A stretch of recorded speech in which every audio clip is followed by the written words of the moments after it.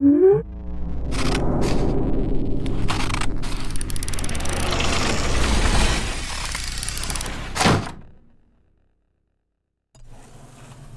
does woman mean to you? It's about being inquiring, empathic, and expansive. I don't know, I've not been anything else, so...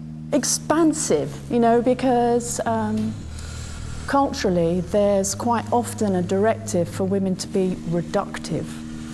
But I like the idea of expansion. We create feeling and we create life. Did you have a role model when you were growing up?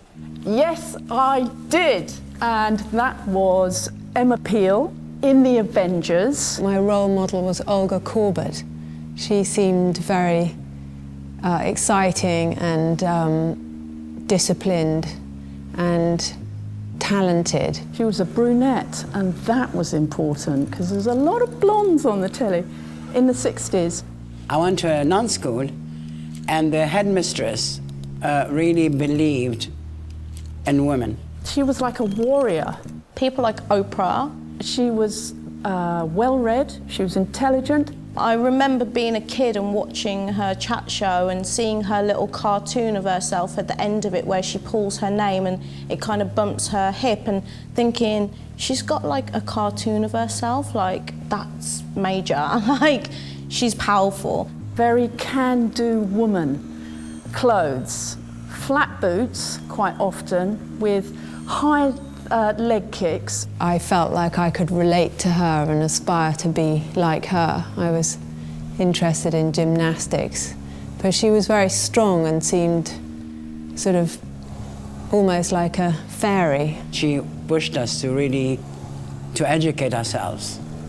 So it was very interesting. People would assume that if you're from the Middle East or you are in a school full of nuns, you don't have these kind of ambitions, but it was a very, very interesting time in my life, and so we build up that confidence that we can do things. Describe what you do and why you're passionate about it.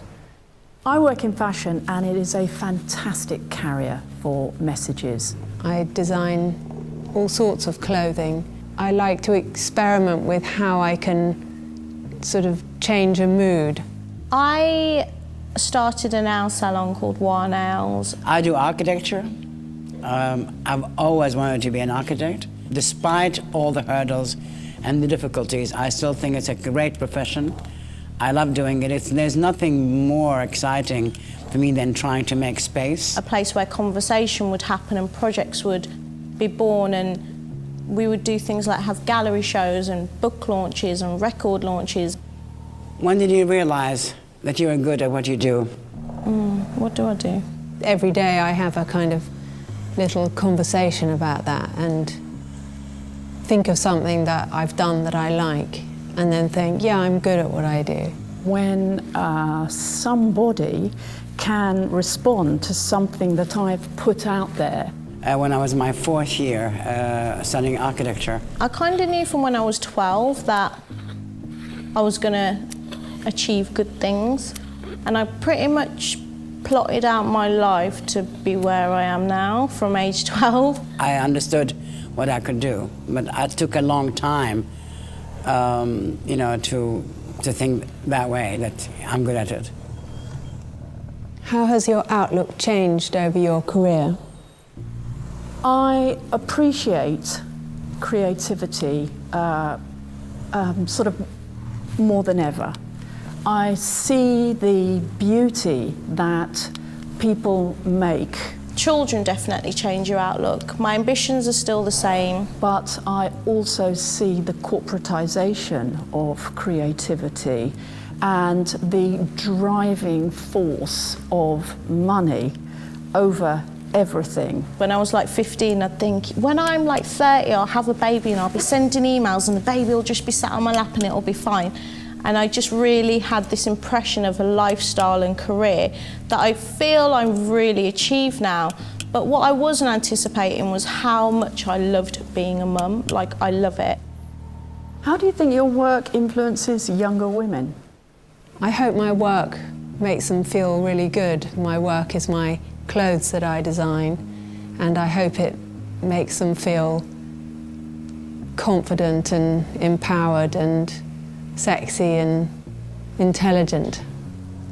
I think my work influences younger women in so many ways that it is basically the main reason why I do what I do. I hope that what we do at All Walks Beyond the Catwalk influences younger women to feel more accepting of their physicality, because we are in a culture that defines femininity as an exterior and as one fairly rigid, unachievable ideal. I've taken on staff members who are completely unqualified because I've seen a spark in them, and they're usually single mothers from Hackney who kind of come in the salon and they're like, what's going on here then? What's this all about? And I'm just like, oh, if you can paint, if you have the tiniest amount of aptitude for it, we can always train you to be good. These younger women want to believe that they can also break certain barriers, and so I used to be very reluctant to call myself a woman architect because I thought I was an architect. I should not be branded also as a woman. But I think if it helps a younger generation to associate with me as a female architect, then I had decided that I would support it. What makes me feel strong is my friends and support network. Simply knowledge. Good clothes make me feel strong. You need someone who essentially will act as a mirror to reflect the real you, but mainly the good bits. And that's what makes you strong. Have you had the chance to act as a mentor? Well, I have a son, so I'm always thinking of setting an example. Motherhood is an amazing privilege, and so yes, I am a mentor for my two daughters, but I recognise also that all women are mentors for each other. The feedback I get from not all the people I taught and all the people I work with, that they treasured those moments they had worked with me. So that thing, in a way, that is a form of mentoring. It's really just important for me to get across that it takes hard work.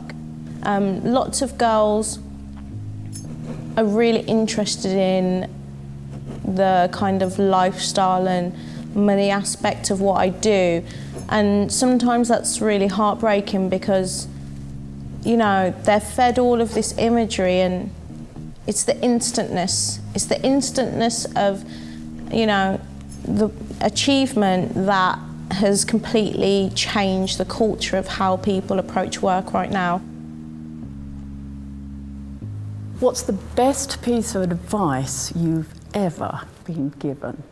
Try to listen to people who are saying things you don't like the sound of, and then you'll be much better informed to answer back and destroy their argument. It's the same advice I would give to anybody, which is that hard work. This particular piece of advice I keep with me from Eleanor Roosevelt. She didn't give it to me personally, but these words just jumped off the page when I read them, which is, nobody can make you feel inferior without your consent. What would you say to a younger generation? The most important relationship you'll ever have is the one you have with yourself. And that takes time and acceptance. Be optimistic. You have to believe in the future. You have to believe in your own abilities. Love getting older, to celebrate everything that happens as a result of having more experience. And that's a rare space in our media because, again, we are directed to think of age as a space where there is atrophy and loss. But there's gain. Well, I'd make an effort to listen firstly. I remember when I was the younger generation, feeling that nobody listened to anything I said or noticed anything I did. There's almost no point me telling a younger generation, because the thing about being young is you've got to experience it yourself. Everyone can give you all the, bits of advice and wise words in the world, but you're still going to be that insolent young person, and you're going to just go off and do your own thing anyway, and that's great because you've got to learn yourself.